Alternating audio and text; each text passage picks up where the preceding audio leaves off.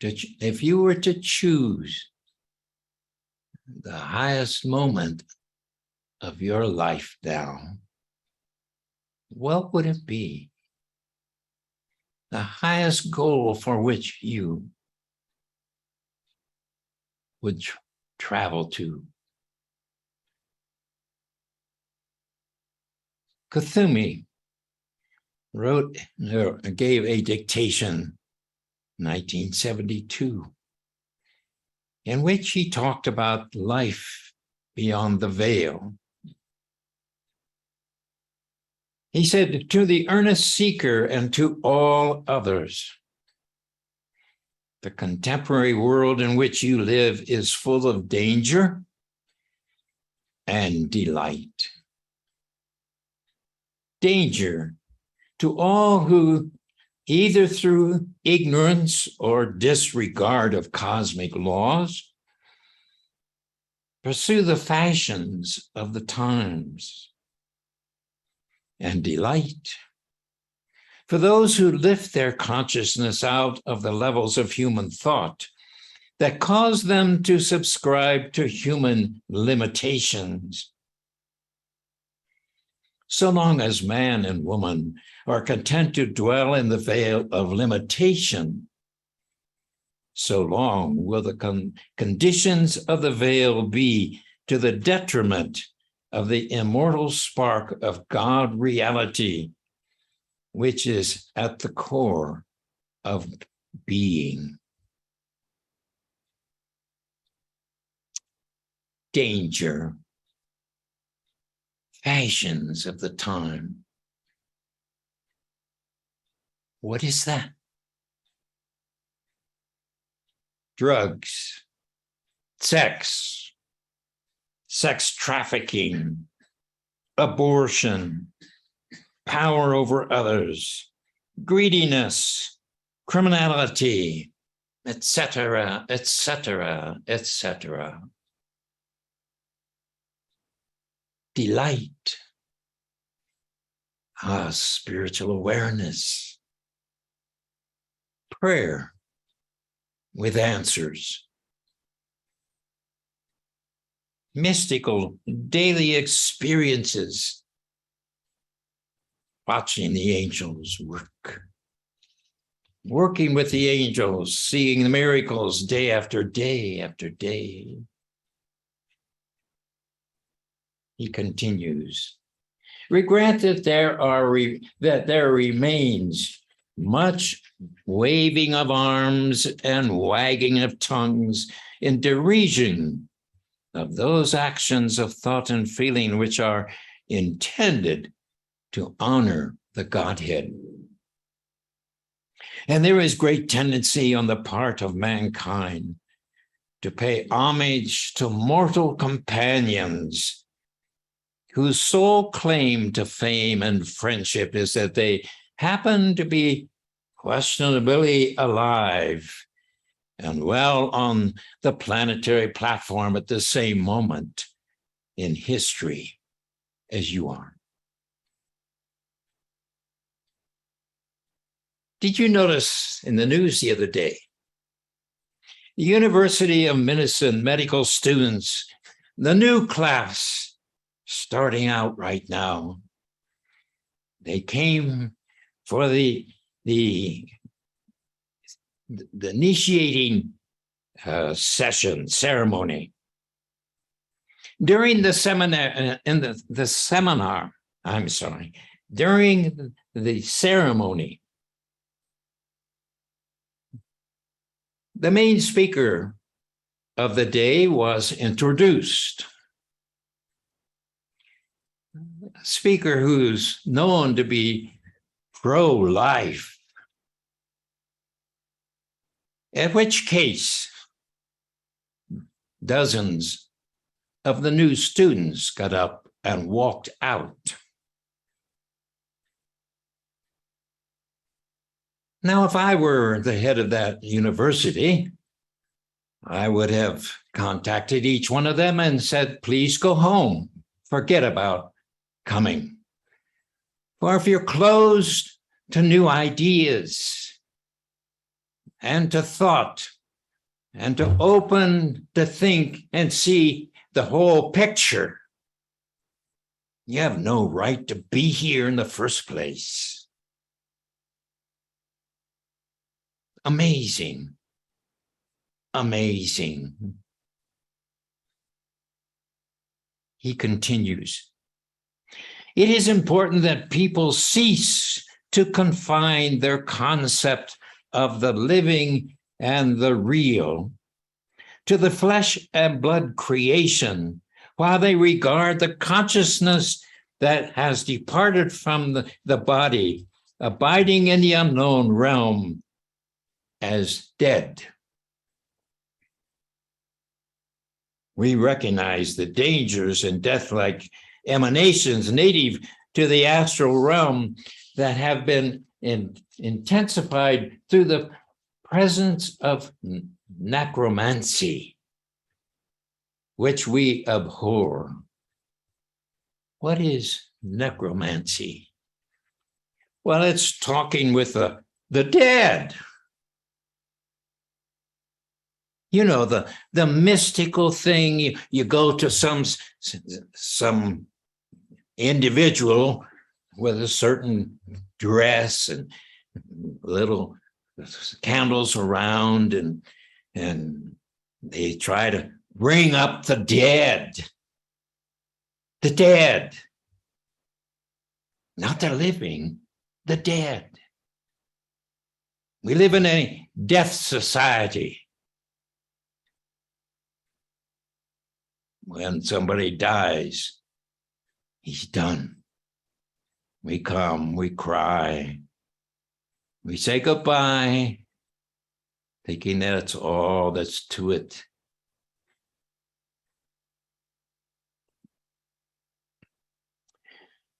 And he continues, but we refuse to be buffeted by human opinion, which declares that the brotherhood of the ascended masters, spiritual beings, and even contemporary men and women who have departed the screen of life are either dangerous or dead. For the self-same immortal spirit that fired body, mind, and soul in the physical chalice is eternally alive, benign, and victorious within the cosmic community. Ah, yes, we call it inner guidance. Yes, we say, oh, a Saint Germain, come and talk to us. But Saint Germain is dead. But he's not dead. And neither is your mother or your father or your departed people. It's amazing how if we give them a chance, they will commune with you. Oh, I remember my father's funeral. It was a church full of people. Casket was in the front. My brother sat beside me. He happens to be able to see vision, the invisible.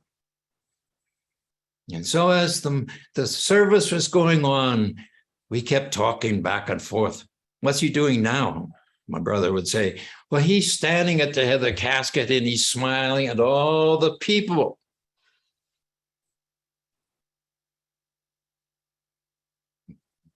And you know what? You can actually talk with him. For after his funeral, a few days, suddenly he appeared to me as I was walking down the street. And I said, well, hi, Dad. He said, just wanted to let you know I understand now. You see, they didn't understand what I was into. It's been this woman. Mother just could not accept Mrs. Prophet. So they cut me out of the will. They let me go. But 7 years later, my mother finally showed up one morning in my bedroom and said, "Oh, Carl, I just have to communicate and say to you, I understand now." Yes, you can, because they are alive. They didn't go anywhere. It's a matter of understanding what's going on.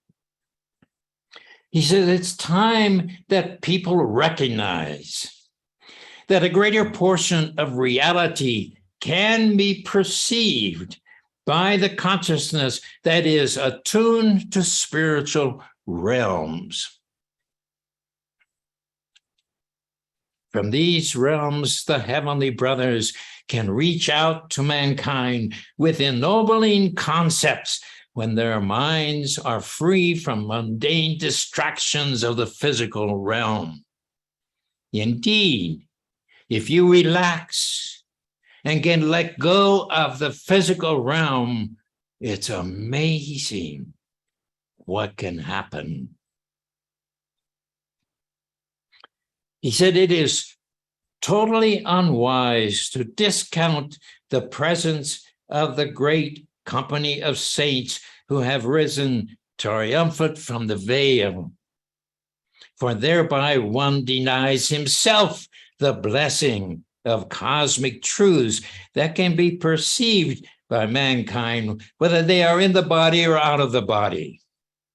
These truths are taught by teachers who manifest both in and out of the body to those who give a receptive ear and recognize spiritual accomplishments, even as they recognize physical ones.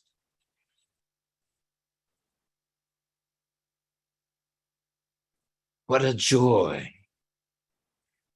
to be able to say, "Beloved Anello, are you here?" "Yes, I am."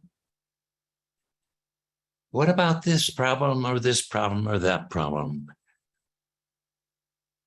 All at once, you begin to see and understand as he shares with you what the situation is. There is no dividing point at which nothing will happen. If we begin to open that consciousness to this higher awareness. Most people on earth, he says, regard as foolishness those things which they do not perceive with their physical senses. They can't feel it with their fingers. They can't see it with their eyes. If they can't hear it with their ears, it isn't so. It's a terrible mistake. He said, I honestly pray that embodied mankind might swiftly be shown the gravity of their mistake. One of these days, he says, when they find themselves out of the body and perchance aware of higher levels, they may yearn for our friendship and find that whereas upon earth the law allows the cosmic teacher to go in search of that which is lost. But now listen. Once the crystal cord is broken and the soul of man rises to higher levels, and we hope it's higher levels, he must look up and listen to the master's voice if he would enter the retreats of the brotherhood. He must look up and receive. Should he have gained little or no knowledge of our octave before his passing, it will be more difficult for us to orient him to the higher domain and its inhabitants, for both will be totally foreign to his limited outreach. Interesting. You must have the ability to hear and to understand. You must have the conscious awareness if you want to really move forward. He continues, the first thought which comes to an individual once his consciousness becomes accustomed to life on the next plane is to fulfill the same desires and pursue the same activities in which he was engaged in upon earth.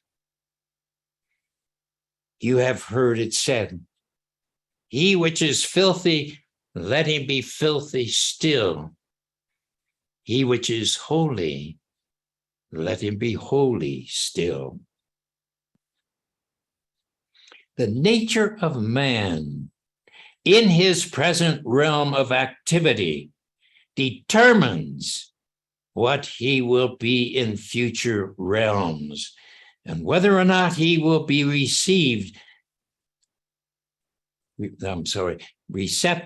and whether or not he will be receptive to truth, to our octave, and to those beautiful and bountiful levels of consciousness which we inhabit.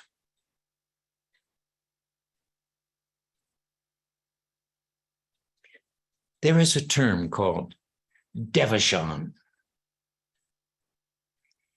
The Ascended Masters teach that devachan is the first three levels of the etheric octave.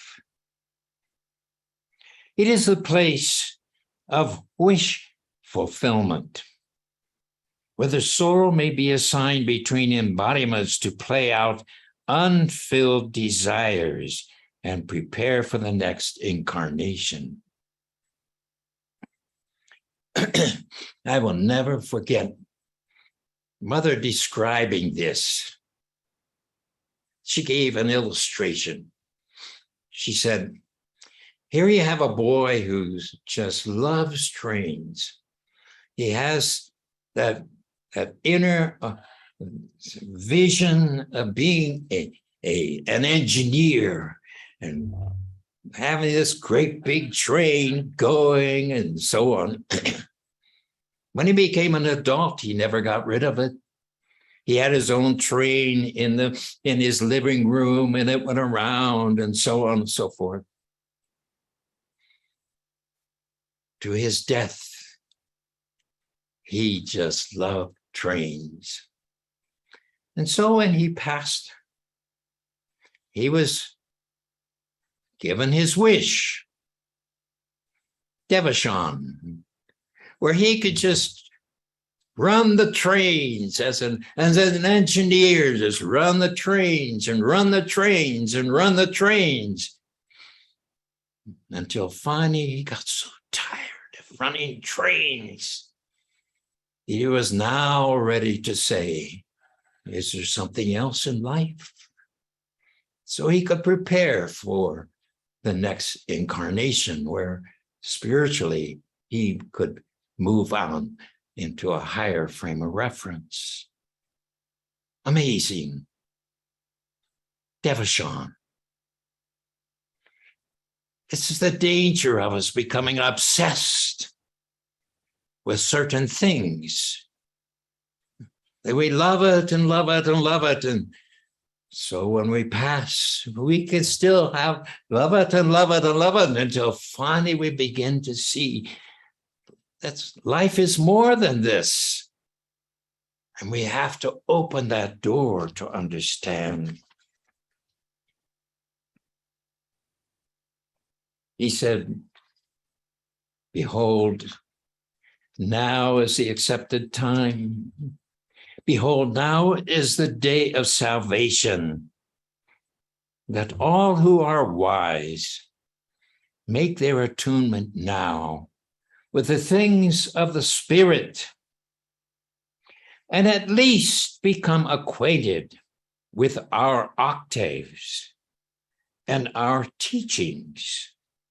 Then it will be easier for them to bridge the gap between planes of awareness and to provide a way for those who on the eve of their departure must prepare either for a succeeding embodiment of higher constructive effort or for initiations at the Ascension Temple.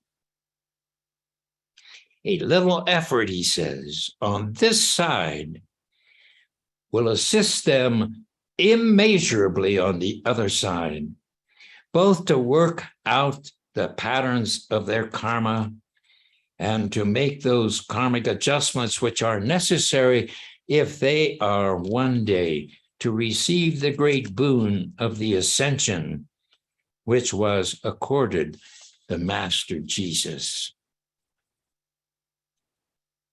And so let us take a look at this most tremendous point of our lives.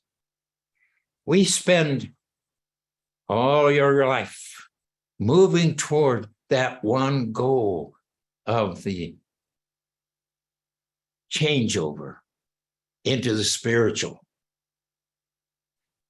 If we are able to make that switch, you have the goalposts all the way through. You're born, and you go to grade school, and then you graduate into junior high, and then you graduate into high school, and then you graduate into college, and then you graduate into other greater and greater expanses. And then, if you have made the right choices, when you make your change over into spirit, it can be a most victorious moment. In America or in the West, this is a bad moment. We just lost a man. A man just died. No, it's like these college graduates, you finally make it out and you take your border, what do they call it? The cap you wear, and you throw it out into the sky and say, I made it. It's not a time of poor little me. It's a time of tremendous expansion into the higher realms. And so for a few moments, let us see if we can begin to get acquainted with what happens in this most important moment of your life.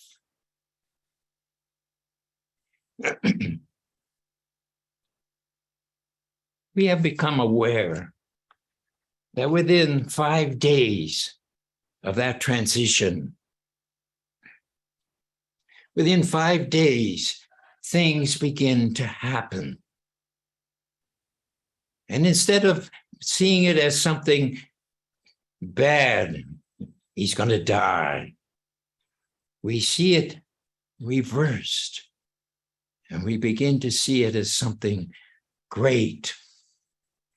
For within that 5 days, sometime, Mother Mary, if we have worshiped Mother Mary, if we have seen Mother Mary for who she is, if we have opened the door to relate with Mother Mary, she comes to visit us. And it's amazing what happens. For up to this point, I can remember one situation in which a staff member found out she was dying of cancer. And as I would visit her day after day, as I walk in, I'd say, how's it going today? Her answer almost was the same. I'm scared to death. Scared to death? Why are you scared to death? I don't know. I don't know what's going to happen. But why? You don't have to be scared to death. This is the greatest moment. It's like the day before you get your diploma. It is so great. You have to be dressed right. You have to be worked right. Everything has to be just so. And so on this day, it's the same. So we have to talk about it. And sure enough, during a time, either day or night, when we're real still, suddenly there is Mother Mary. And Mother Mary goes through the whole process of what's happening, why it's happening, where you're going, all this kind of thing. After that moment, there is no fear. There is no misunderstanding. I'm ready to roll whenever it happens. It's a very beautiful thing. I remember we had one person who was at that point. She had already had Mother Mary come. And so I called our messenger and I said, Mother, Mary is ready, almost ready to make her transition. Would you like to talk with her? And she said, yes, I would. So I held the telephone to her head where Mary could hear. And I heard Mother say to her, Mary, you have balanced 51%, 51% of your karma, you will ascend.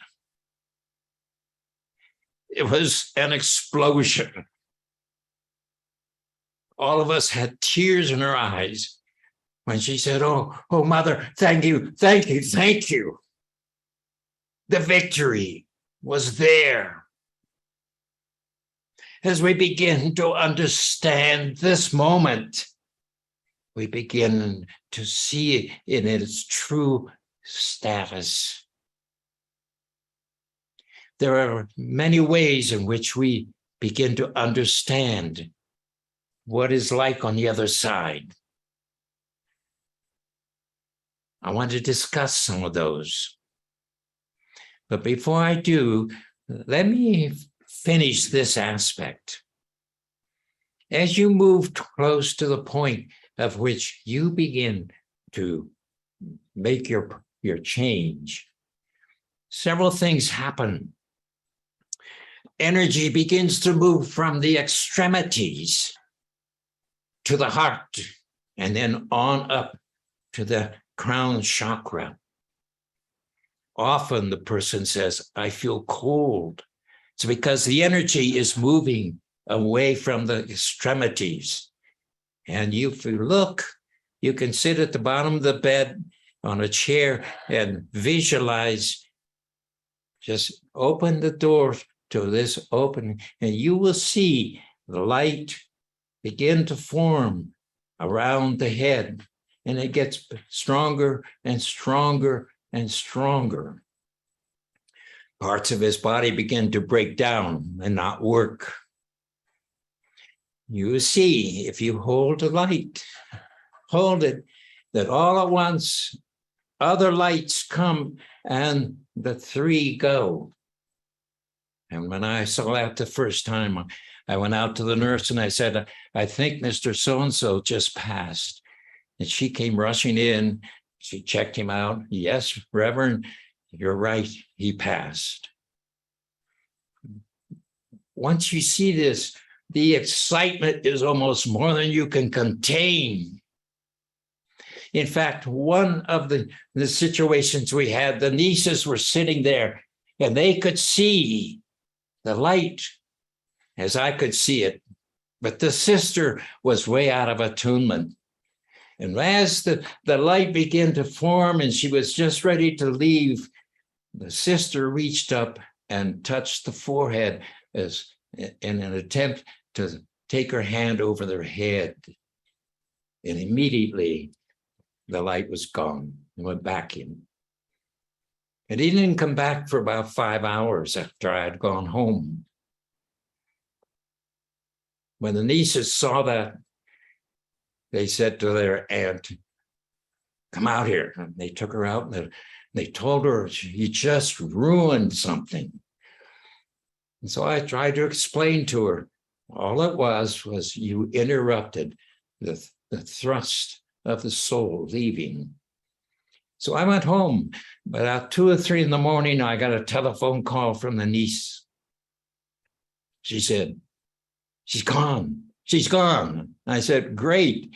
Well, tell me about it. She said, we saw the light expanding, expanding, expanding.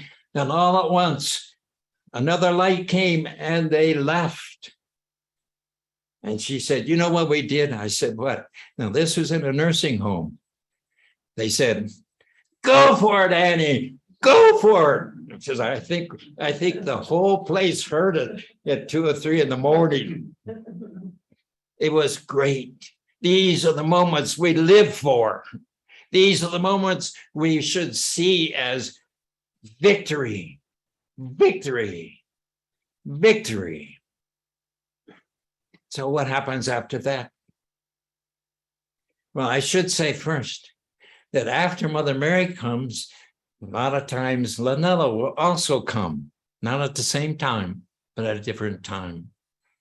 But then Lynella has promised us every one of his students he will personally meet when you make your transition, and he will take you to your next stop. What is the next stop? They call it a life review, in which they take you to a place where they project your whole life on the wall. You see, from the time of birth to this moment, every person that you were involved with, there he or she is. If you've hurt them, you will feel their hurt. If you've blessed them, you will feel them. You will go through your whole life seeing everything that happened, and you will see whether you really passed the test or whether you need more help. So basically, as they say, you are the final judge. You are the one who decides, wait a minute, I have to redo some of these things. It's very important to see this. Now, what happens after that? You really have to start getting some stuff into your conscious awareness, because you're not now in a physical situation. You are in a spiritual situation. So there's several ways in which they approach this. One is through hypnosis. There's a psychiatrist who's written a book with hundreds of the different cases. And one of the things he said was, one of the general things that happen often is that the person goes from the life review, goes back to a class that he has been in before he came into embodiment before, they planned for it before, and now as he walks into the class, everyone is so excited. They gather around him. What happens this? What happened that? How did you feel? Et cetera, et cetera. He said it's the most exciting situation. And you have the sponsor of the class and so on. And I have to picture this, because when we talk about the ritual of energy transference, and we go through this once a month, you notice when we go into these retreats, you will pass classroom after classroom after classroom. Did you ever wonder whether you were in those classrooms? Well, this is what they do. This is where it happens. And it becomes very, very important as you begin to see that the people that you meet and along the way, that you know them. I mean, you just know them the moment you see them. You're so glad to see them. It's because they've been in your class. and you are incarnating together in the classroom. You choose in your next incarnation who you want to be, mother and father, da da da da da da. And then you outpicture that. It's so important to see the plan and how it works out. There's another way in which you can learn about the life after death, and that is through the what do you call it? What's that? Tibetan Book of the Dead? Yeah, no. Daniel Records. Right. What is it? Akashic Records. No. When you have the experience of dying, but you come back. Near death experience. I'm sorry. This is a very, very important thing, because of the reason why you have been allowed to cross over and experience that. And if you want to find out more about it, go to the internet, go to near-death experiences. You'd be amazed how many people have this. I just saw a new one 2 weeks ago. It was about a little girl, 7 years old. I think she was 7. She had gone with her grandparents to swim. She was, a 7-year-old, they are all energy. She was swimming with them, and she would get out of the pool and come down the slide, which was 12 feet high above the cement. She would come down the slide and then go back up and come down the slide. She was having so much fun. And finally she said, "Grandma, would you go down the slide with me?" So Grandma said, "Okay, I'll go down the slide with you." So she beat her grandmother out of the pool up to the top, and the grandmother just had her foot on the first step, when the little girl slipped and fell 12 feet to the cement. The father, who was an engineer, who was trained to watch things, watched her fall. He said it was a strange fall, because when she fell, she was on a level like this, but her body changed 180 degrees as she fell. He said it was sort of a funny fall, because she didn't come down like they usually do. And when she hit, she didn't hit like normal, as if something was holding her. Of course, she wasn't in her body. And he immediately got out of the pool, and he was expecting broken bones. But he said her legs were just right. Everything was right. No bad marks on it at all. There was only 2 little red marks, one on her one elbow, just a little one, and a little one in her one hand. Otherwise, she didn't look like she hit anything. And yet at the same time, she wasn't there. And when she finally came back, they called the mother, to let mother know that she had fallen. They were all shocked when she began to share.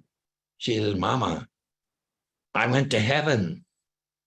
"You went to heaven?" "Yes, I went to heaven."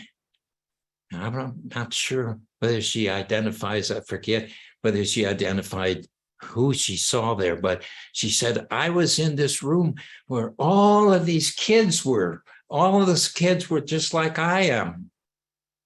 The only thing was, she said, they had all gone through the abortion. And she said, "Mama, you know what?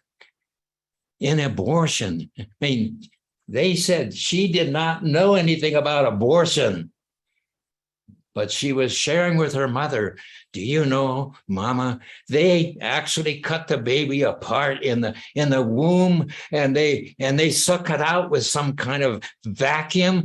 I mean, these kids are just getting over this. Now, that spoke to me because a long time ago, in studying this kind of thing, I heard that when a soul, whether it's adult, or child, or whatever, when it goes through a terrible death experience, they will take the soul and let it sleep deeply for a while. And then they have a specially trained band of angels. And those angels love the soul as it comes out of that sleep, hoping that that person will actually be able to handle this situation. They don't always make it, do they? Because we have many people. I remember doing one counseling where I had this young lady who did not understand why she could not stand water. She couldn't be around a lake. She couldn't be around where people were swimming. She just was just out of herself. So when we sat down to do the counseling, in meditation, I was shown she had been in a tribe in South America, down here where I am. And that tribe chose a child when it was born, a specific child, and they would raise that child to be their sacrificial lamb. And they told them, and they gave everything to them the child desired. They raised them like a queen or a king. And then when it was time, they went through the ceremony.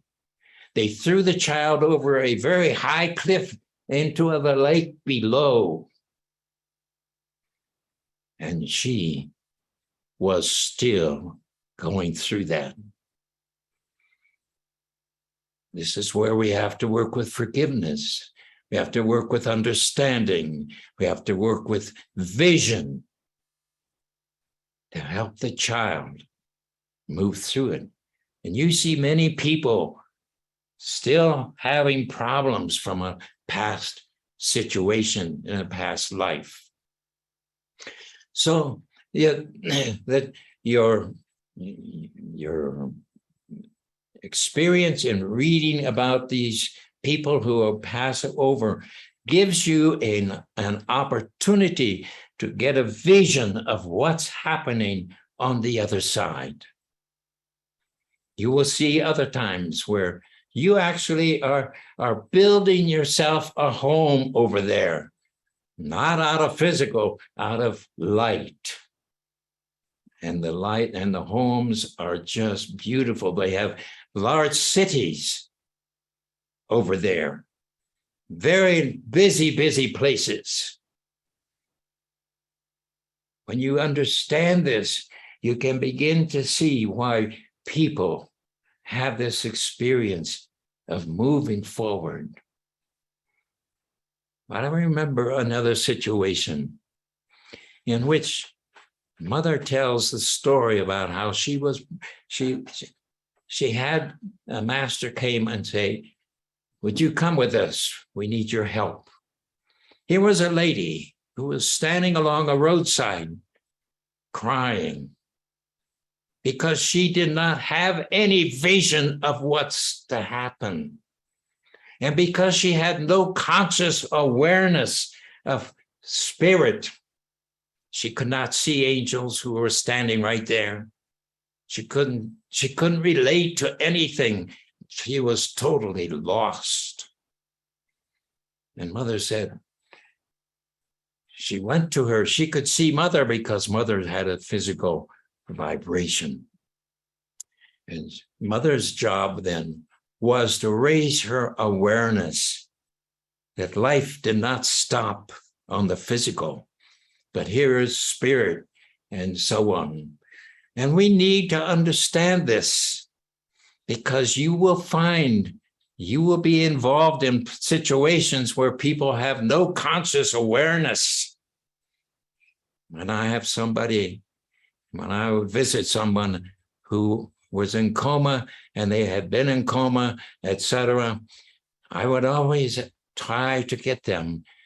Do you understand? There are angels around you.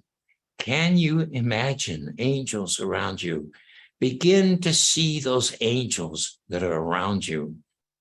You see, when the people who discovered America, when they put the ships offshore, put the anchor down, they got in small boats and came ashore. They say the Indians could not see the ships because they never saw a ship before. So they didn't see the big ships out there. They just saw these small rowboats come in with these guys dressed, and they thought they were gods because they appeared out of nowhere. But when the guys took them out and showed them the ship, showed them on the ship, they began to get acquainted with the ship. Now they could see the ship. So it is when you're ready to take a look at that which is coming ahead of you. We need to be able to see and understand and have a vision so that, as he said, they can relate with you and so on. So I will go back now to the teaching of our beloved Kuthumi.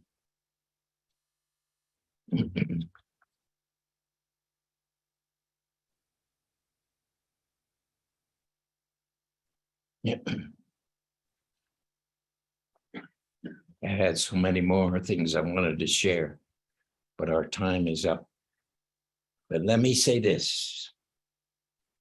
He says, I write these words in order that mankind might be given the counsel and the consolation here rather than the hereafter, and thereby ready themselves for that greater opportunity for which God has already provided.